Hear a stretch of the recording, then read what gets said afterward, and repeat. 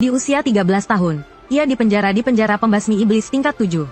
Yang mengawalmu adalah Raja Naga dari Kuil Naga Ilahi dan Raja Hantu dari Sekte Bintang. Para iblis yang dipenjara terkejut melihatmu dikurung di lantai 18. Mulut mereka menganga, karena sampai sekarang, hanya 5 penjahat di seluruh dunia yang bisa masuk ke lantai 18. Para iblis penasaran dan bertanya pada sipir, kejahatan apa yang telah dia lakukan? Sipir penjara berkata dengan dingin, urus saja diri kalian sendiri. Jangan bertanya yang tidak perlu kalian ketahui. Hal ini membuat para iblis di sana semakin penasaran. Beritahu orang-orang di luar untuk mencari tahu siapa bocah ingusan ini. Dalam 3 hari, aku ingin tahu nama anak ini, dan kejahatan apa yang telah dia lakukan. Penjaga penjara lantai 1, Siti Garba Bodhisattva, dipermainkan olehmu seperti anjing. 5 raja iblis yang telah dikurung selama bertahun-tahun, tiba-tiba membuka mata mereka, dan menatap sipir. Melihat ini, mereka semakin terkejut. 5 raja iblis ini adalah penguasa di dunia luar. Bahkan Siti Garba pun tidak bisa melawan mereka. Selama bertahun-tahun, mereka hanya bermeditasi di sini, dan tidak pernah membuka mata mereka, atau tidak menghiraukan mereka, dan terus bermain-main dengan Siti Garba. Siti Garba terlihat gembira. Ia bertanya pada kedua sipir, kejahatan apa yang dilakukan Zhang Xiaoba? Mendengar itu, kedua sipir penjara berubah pucat. Dengan suara rendah mereka berkata, pembantaian. Pembantaian klan Zaising. 2 hari yang lalu, Zhang Xiaoba yang baru berusia 13 tahun, menerobos pesta perayaan klan Zaising, sebuah keluarga besar di negara naga, dan membantai 71.000 kultivator alam gigi taring, 800 kultivator alam janin ilahi, 400 kultivator alam kelahiran baru, 300 tetua alam pembakar langit, 100 kultivator alam Qiankun, dan 10 kultivator alam Hongmeng yang legendaris. Total 72.650 orang dari klan Zaising. Dan 52 anjing. Tidak ada yang selamat. Semuanya terbunuh. Putra mahkota ke-9 yang hadir saat itu juga tewas di tangan Zhang Xiaoba. Bahkan telur ayam dan telur burung pipit milik klan dipecahkan oleh anak itu. Yang paling penting, jantung setiap anggota klan dicabut oleh Zhang Xiaoba dan dipajang di aula, bertebaran di mana-mana, dan setiap tablet roh di aula juga dibelah menjadi 2 oleh Zhang Xiaoba. Kejadian ini menyebabkan kegemparan besar di Yanjing dan seluruh negeri. Karena itulah, Zhang Xiaoba ditangkap oleh pasukan terkuat negara naga. Karena usianya yang masih terlalu muda, ia tidak bisa dihukum mati. Para petinggi hanya bisa memerintahkan agar Zhang Xiaoba dipenjara. Di penjara pembasmi iblis tingkat 7. Di penjara pembasmi iblis tingkat 7. Mendengar itu, Siti Garba bertanya dengan wajah serius, Zhang Xiaoba, mengapa kau mencabut jantung mereka semua? Kau mendongak, tersenyum polos, dengan suara kekanak-kanakan. Kau bertanya, aku ingin tahu, apakah hati mereka hitam? Siti Garba dan 5 orang di dalam sel terdiam mendengar pertanyaanmu. Kau ingin tahu apakah hati mereka hitam? Lalu kau gali semua hatinya? Apa maksudnya ini? Semua iblis di dunia ini mungkin tidak sekejam dirimu. Kau menggigit botol susumu, memegang tanduk Diting, dan menepuk-nepuk kepalanya dengan lembut. Anjing besar, ayo pergi. Diting kesakitan, dan langsung berlari. Ia berbalik dan berlari menuju ke 8 penjara lantai 18. Siti Garba menatap punggungmu dan Diting selama 3 detik, lalu berbalik ke arah Yuzu. Keluarga besar mana yang dibantai? Yuzu menelan ludah dengan susah payah. Salah satu dari 10 keluarga besar ibu kota kekaisaran, keluarga Chu. Mendengar itu, Siti Garba terkejut. Kelima iblis di dalam sel pun tercengang. Keluarga Chu, salah satu dari 10 keluarga besar di negara naga, dipenuhi para ahli, bahkan memiliki tetua yang sangat kuat. Jangankan kelima iblis, Siti Garba sendiri tidak yakin bisa membantai mereka semua. Zhang Xiaoba, anak berusia 3 tahun, berhasil menghancurkan keluarga Chu. Seberapa kuatkah dia? Siti Garba berpikir sejenak, lalu menatap kedua sipir. Apakah Xiaoba punya orang tua? Seorang sipir menjawab, Zhang Xiaoba adalah anak terlantar. Ia dibesarkan oleh sekelompok gelandangan. Karena suatu alasan, keluarga Chu membunuh semua gelandangan itu. Saat itu, Zhang Xiaoba sedang bermain di taman, dan berhasil lolos. Sipir itu tidak melanjutkan ceritanya. Tapi Siti Garba dan kelima iblis sudah bisa menebak kelanjutannya. Siti Garba menangkupkan tangannya, melantunkan doa Buddha, dan memberi isyarat agar kedua sipir pergi. Kedua sipir merasa lega, segera memberi hormat, dan bergegas meninggalkan penjara lantai 18. Siti Garba menatap para iblis. Para dermawan, kembalilah. Di koridor yang kosong, hanya terdengar suara Zhang Xiaoba bermain dengan anjingnya. Siti Garba menatapmu dengan serius, tanpa mengganggumu. Kau menyadari ke-6 orang itu sedang memperhatikanmu. Dalam hati kau berkata, mereka benar-benar memperhatikanku. Kau teringat kata-kata kakekmu sebelum meninggal. Xiaoba, pergilah ke penjara iblis lantai 18. Temukan kelima iblis di sana, dan dapatkan tanda mereka. Di sana ada petunjuk tentang orang tuamu. Keluarga Chu yang membunuh kami hanyalah boneka. Dalang sebenarnya masih bersembunyi. Jadikan kelima orang itu gurumu. dan pelajari kemampuan mereka. Dengan begini, saat kau dewasa nanti, Chen, kau akan memiliki kekuatan untuk melawan dalang di balik semua ini. Setelah mengucapkan kata-kata itu, kakek menutup matanya, dan meninggal dunia. Saat itu, 5 iblis, ahli bela diri, penjahit, tabib wanita, dan koki, datang menghampirimu. Ahli bela diri memeriksa tubuhmu. Matanya berbinar, lalu mengangguk dan tersenyum pada yang lain. Xiao Ba, maukah kau menjadi murid kami? Kami bersedia mengajarkan semua yang kami tahu kepadamu. Kami jamin kau akan hidup makmur dan berjaya, tak terkalahkan di dunia. Kau mendengarnya dan langsung memanfaatkan kesempatan ini. Dengan senang hati kau setuju. Kau segera bersujud dan menjadi murid mereka. Para iblis itu tertawa terbahak-bahak. Maka, setiap hari kau belajar berbagai keterampilan dari kelima iblis itu. Masing-masing mengajarkan keahlian yang berbeda. Dalam sekejap mata, 5 tahun telah berlalu. Selama 5 tahun, kau telah melemparkan mayat yang tak terhitung jumlahnya keluar penjara.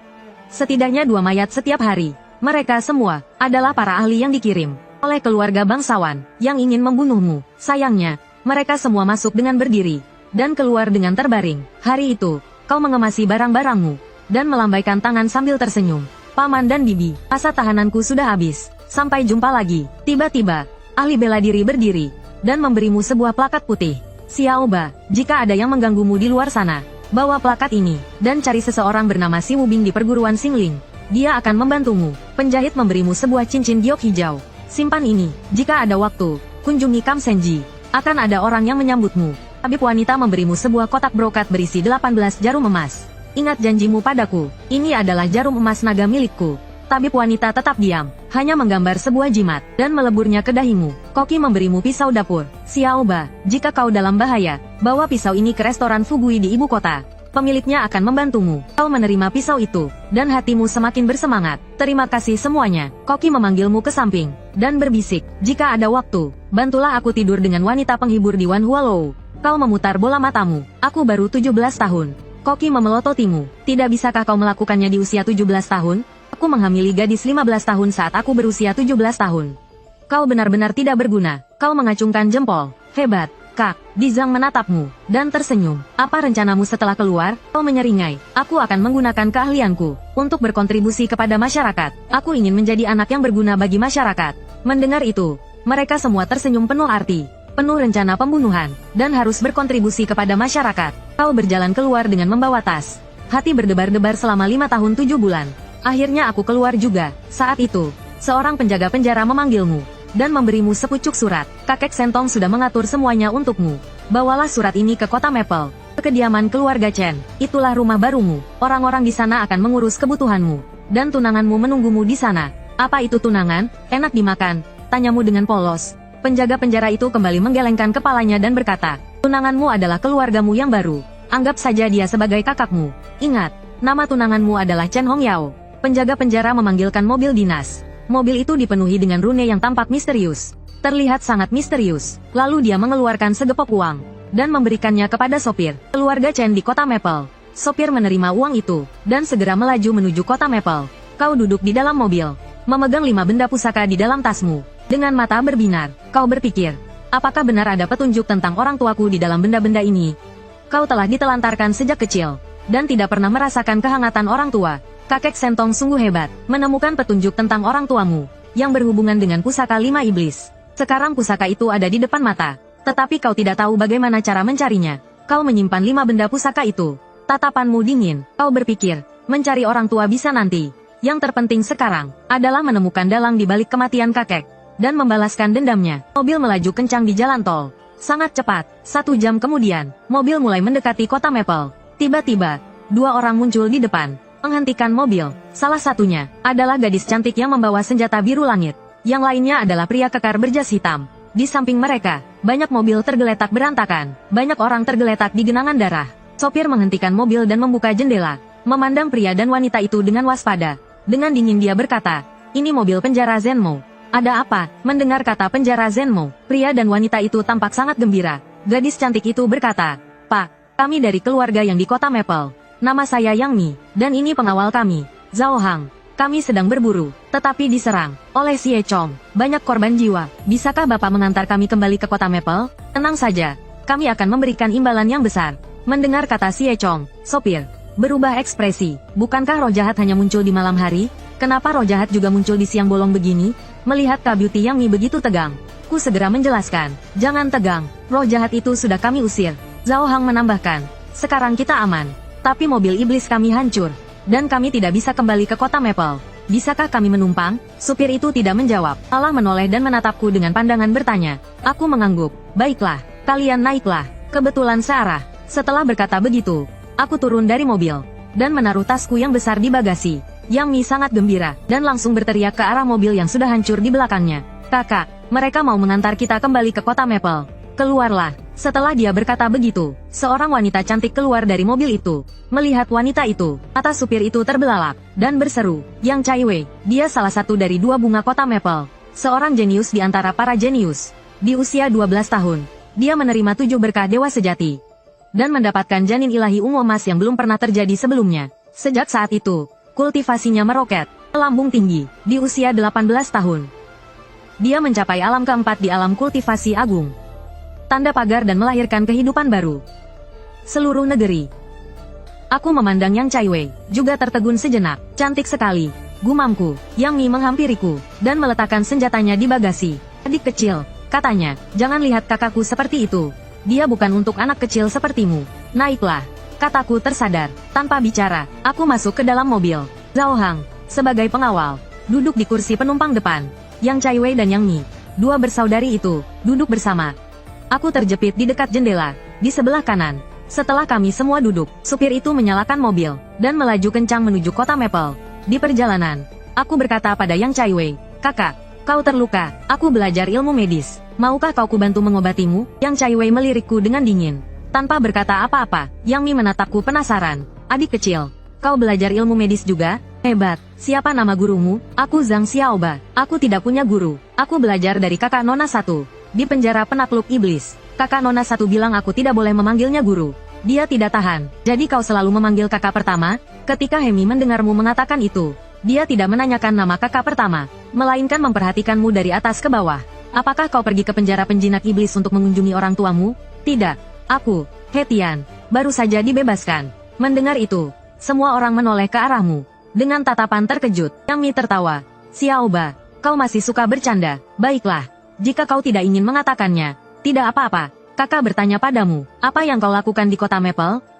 Yang Mi tertawa terbahak-bahak. Xiaoba, berapa usiamu? Masih kecil begini. Sudah memikirkan untuk mencari istri?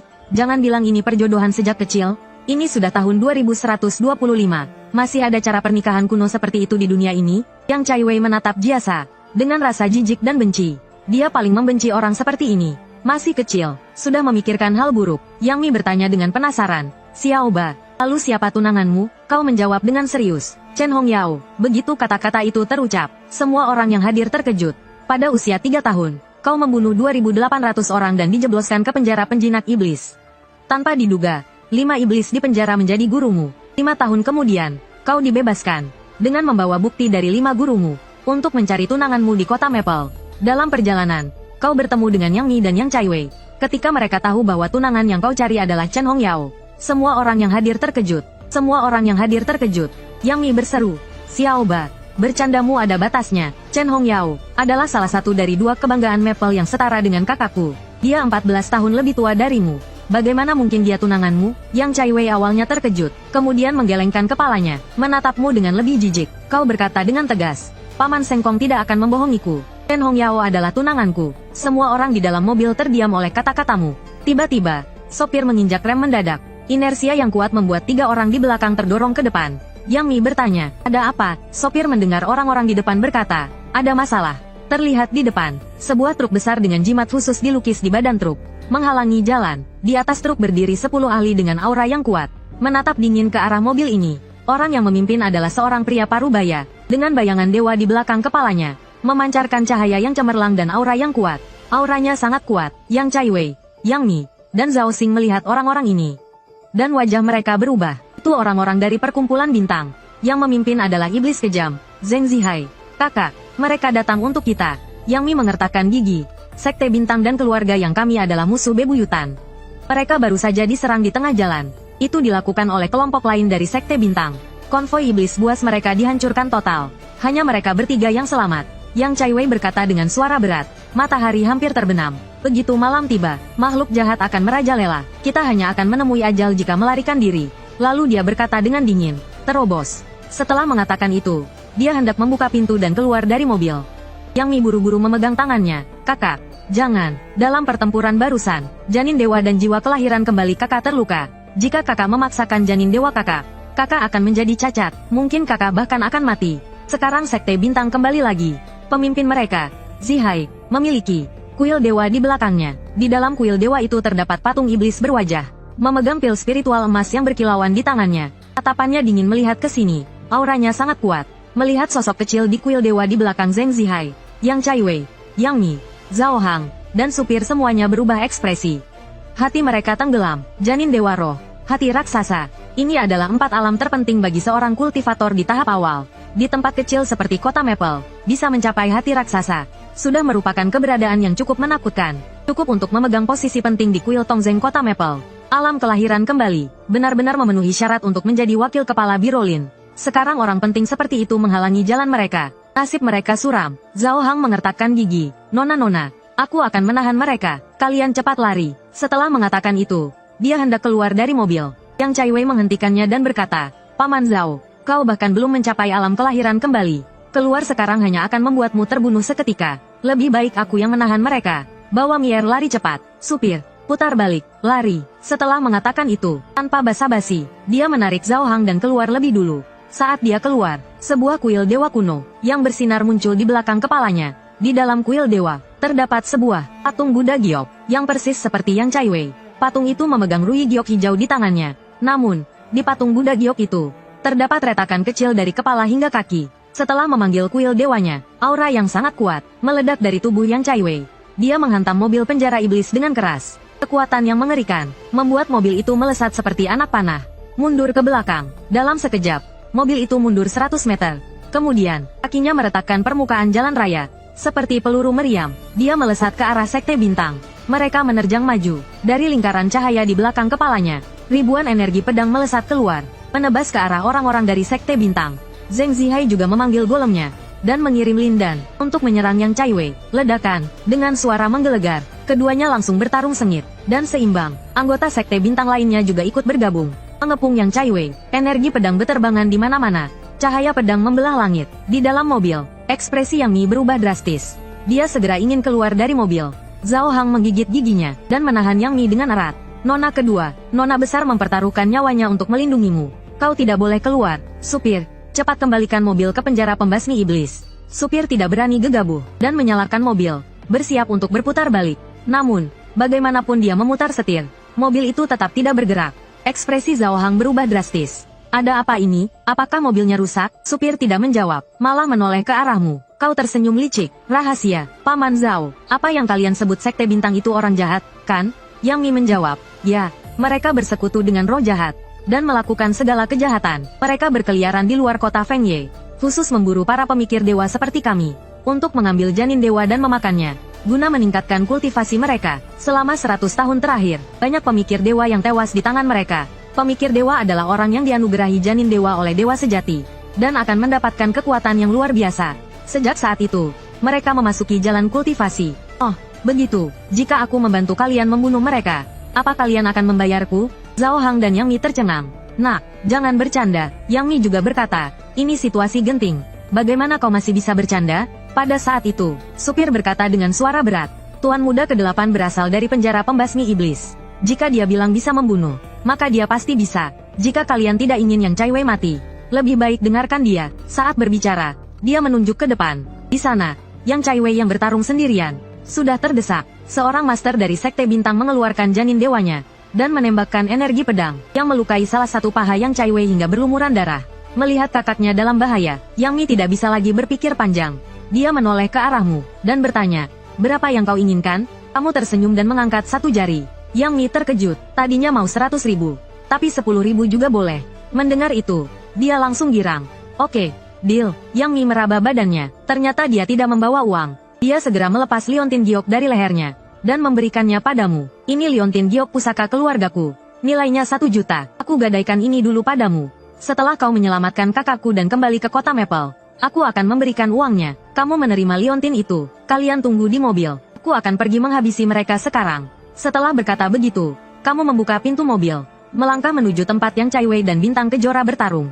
Berjalan ke sana, 1 langkah, kamu sudah berada 100 meter jauhnya, muncul di samping Yang Chai Wei dan yang lainnya. Cepat sekali, Zhao Hang. Yang Mi yang tadinya meragukan kemampuanmu, setelah melihat kecepatanmu, langsung terkejut. 1 langkah 100 meter, langkah dewa, ini adalah kecepatan seorang kultivator alam Jindan. Zhao Hang tercengang melihat punggungmu, terpukau hingga mulutnya menganga. Tongji sepertinya sudah terbiasa. Dia menyalakan sebatang rokok, dengan tenang berkata, saksikan pertunjukan Tuan Muda ke-8.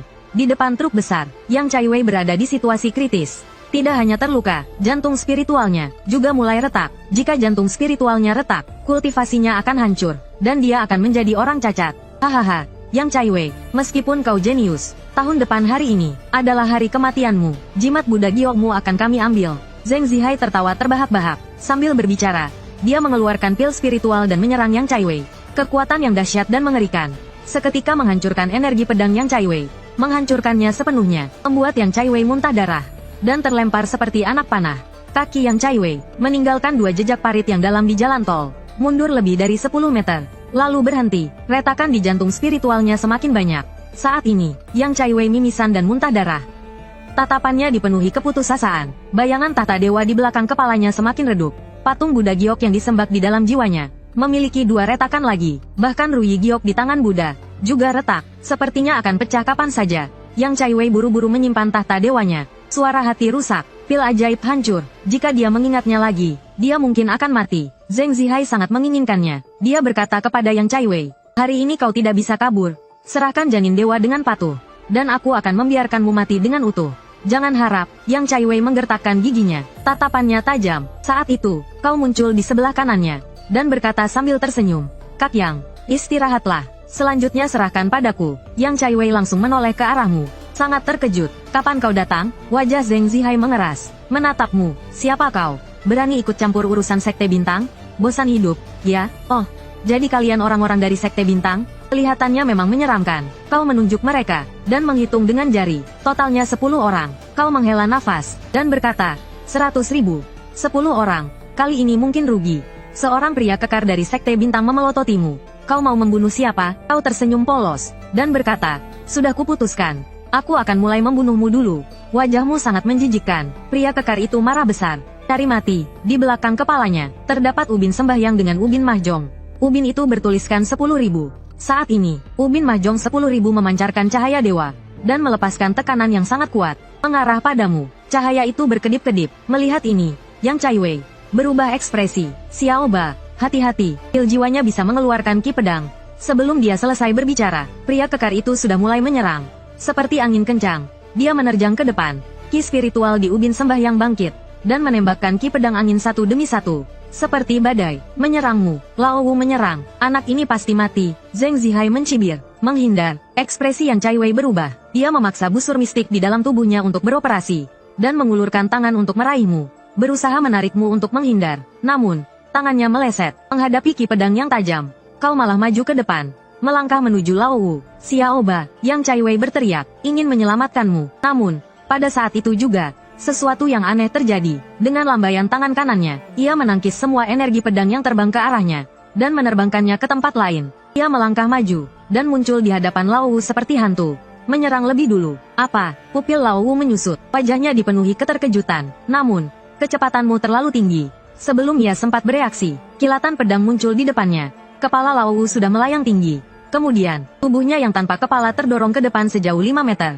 Sebelum akhirnya jatuh berdebam, kepalanya juga jatuh ke tanah pada saat itu. Bayangan dewa di belakang kepalanya pecah, dan menghilang menjadi debu. Kau berdiri tegak memegang pedang, kokoh seperti gunung. Satu tebasan, satu lawan tumbang. Semua orang tercengang. Tidak ada yang menyangka, seorang ahli tingkat tinggi akan dibunuh oleh seorang anak kecil yang tingginya belum mencapai 1,3 meter.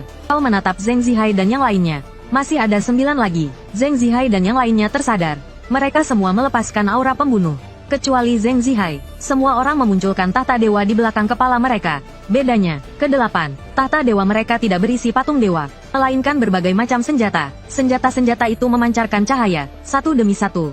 Energi pedang yang sangat mematikan, secepat kilat, menerjang ke arahmu.